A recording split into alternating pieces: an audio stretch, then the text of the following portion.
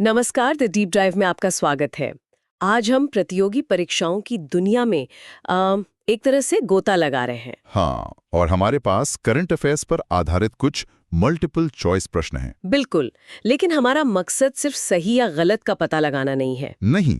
आज हम ये समझने की कोशिश करेंगे कि इन परीक्षाओं में सफलता अक्सर बारीकियां पकड़ने पर कैसे निर्भर करती है। सही बात है। जैसे एएसआई की सीधी देखरेख और ट्रस्ट के नेतृत्व में, या फिर समझौता हो सकता है और समझौता नहीं हो सकता। ये छोटे छोटे फर्क ही पूरा फेल बदल देते हैं। तो चलिए इस थीम को अलग अलग विषयों के 5 सवालों के जरिए समझते हैं। बिल्कुल।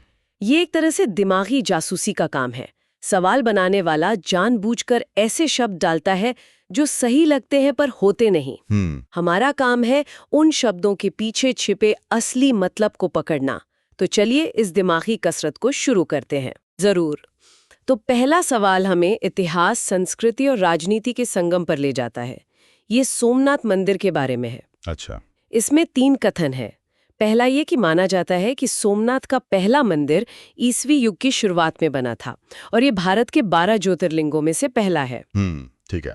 ये एक क्लासिक यूपीएससी स्टाइल सवाल है। हाँ, इसमें इतिहास, कानून, राजनीति सब मिला हुआ है। बिल्कुल।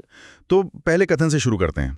मंदिर का प्राचीन होना और पहला ज्योतिर्लिंग माना जाना, ये बात तो पौराणिक और ऐतिहासिक रूप से काफी मजबूत है।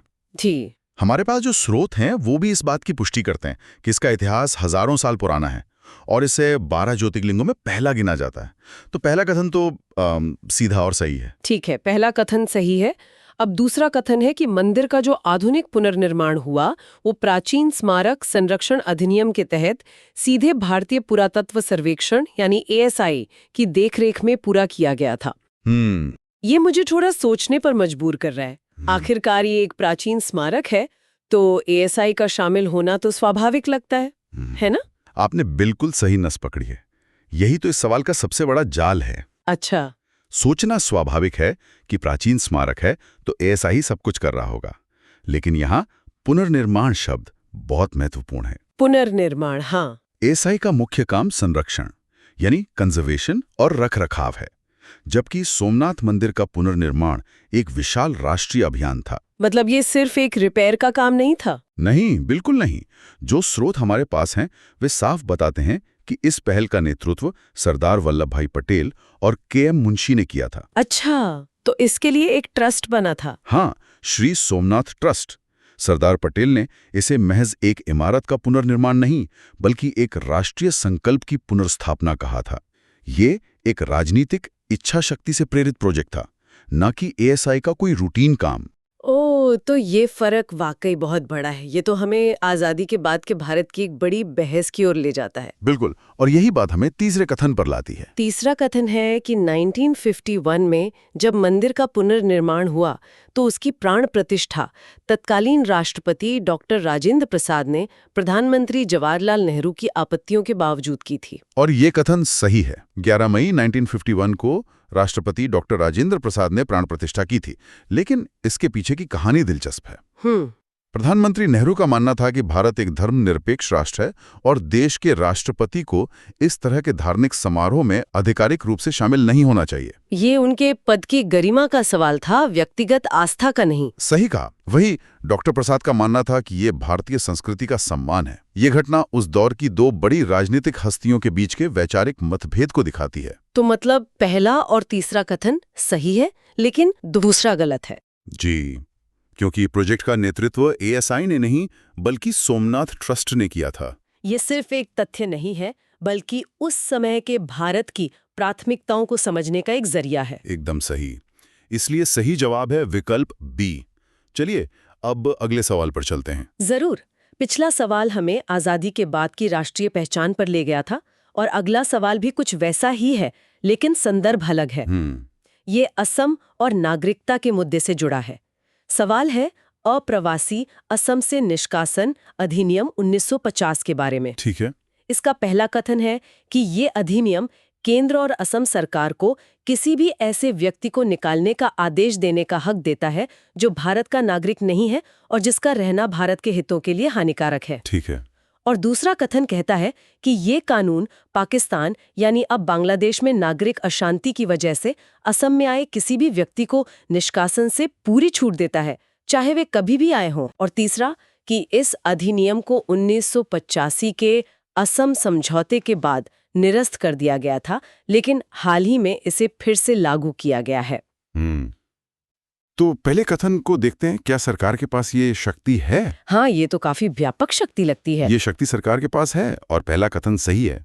हमारे पास जो जानकारी है उसके मुताबिक इस 1950 के कानून का मूल उद्देश्य ही यही था। अच्छा। कि सरकार ऐसे गैर नागरिकों को हटा सके जिनका रहना देश की सुरक्षा या वहां के अनुसूचित जनजातियों के हितों के लिए खतरा हो। समझ गई।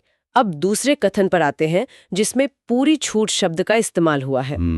प्रतियोगी परीक्षाओं में ऐसे शब्द जैसे पूरी तरह, हमेशा, ये अक्सर खतरे की घंटी होते हैं। आपका शक बिल्कुल जायज है और यही इस कथन को गलत बनाता है। तो ये छूट बिना शर्त नहीं है? नहीं, पूरी छूट एक बहुत बड़ा शब्द है।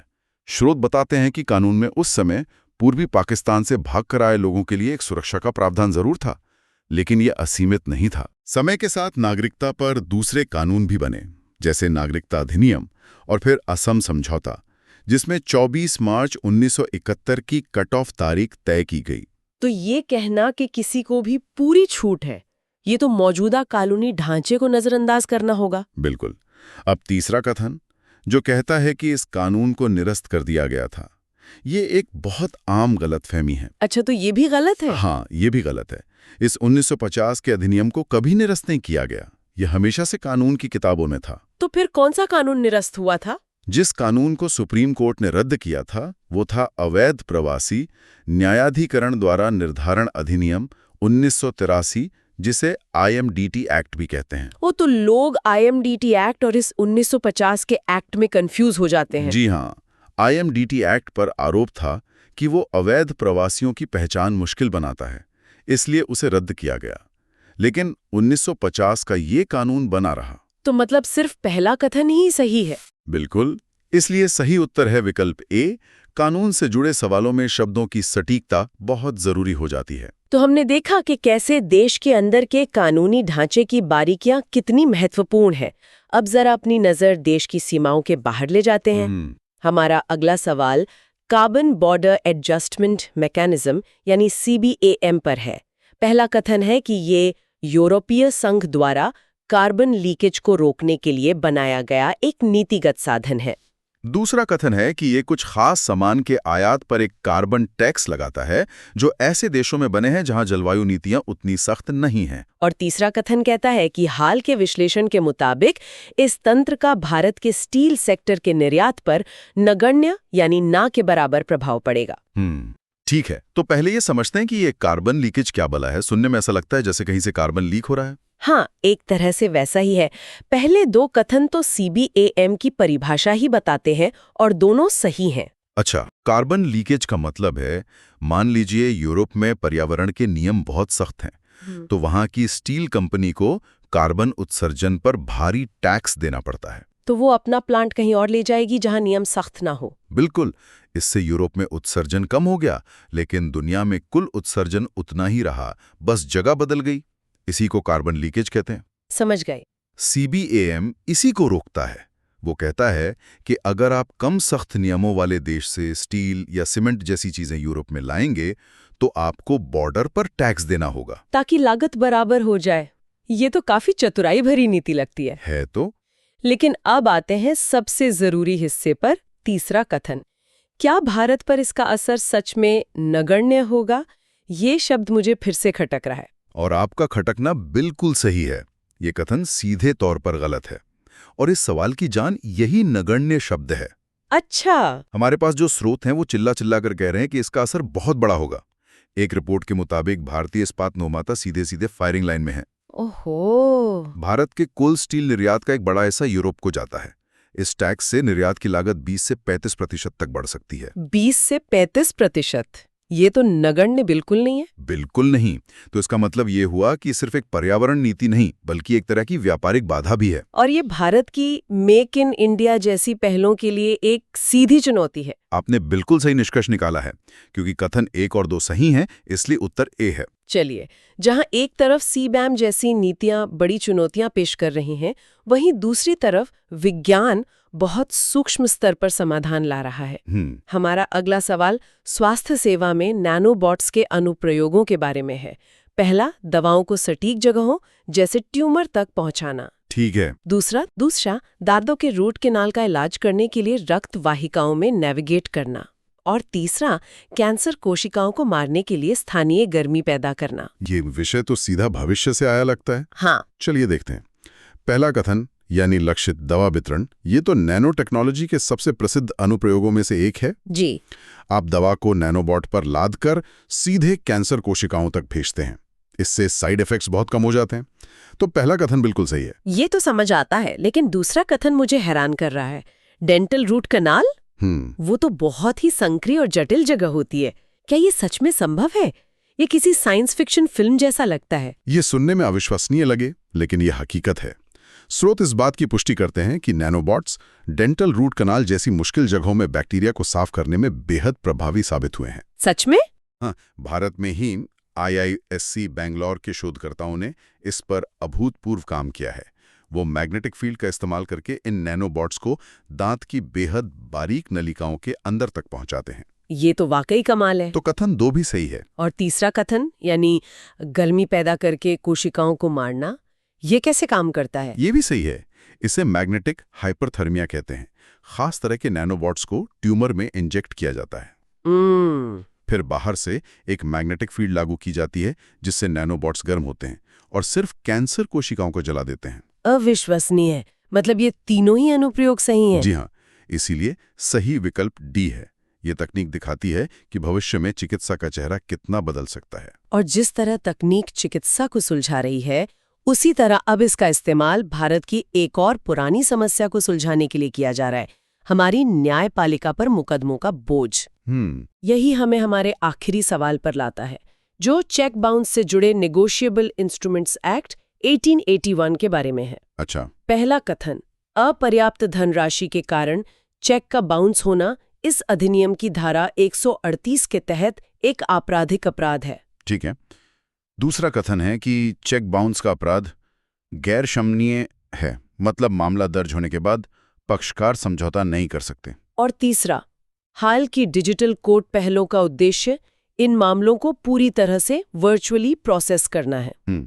तो पहला कथन कि चेक बाउंस एक आपराधिक अपराध है, ये तो काफी आम जानकारी लगती है। हाँ, और ये बिल्कुल सही है। ये जानना जरूरी है कि ये सिविल नहीं बल्कि क्रिमिनल मामला है। धारा 138 में 2 साल तक की जेल या दुगना जुर्माना या दोनों हो सकते हैं। जी। तो कथन 1 सही है। अब दूसरे कथन पर आते हैं, जो कहता है कि इसमें समझौता नहीं हो सकता। ये बात थोड़ी अजीब लगती है ना? ये एक और क्लासिक ट्रैप है। ये कथन पूरी तरह से गलत है। अच्छा। अगर ये सच होता तो हमारी अदालतें शायद सिर्फ चेक बाउंस के मामलों से ही ठप हो गई होती।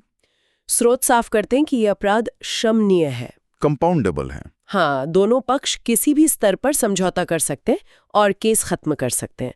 असल में न्यायपालिका खुद इसे प्रोत्साहित करती है। ये तो अच्छी खबर है।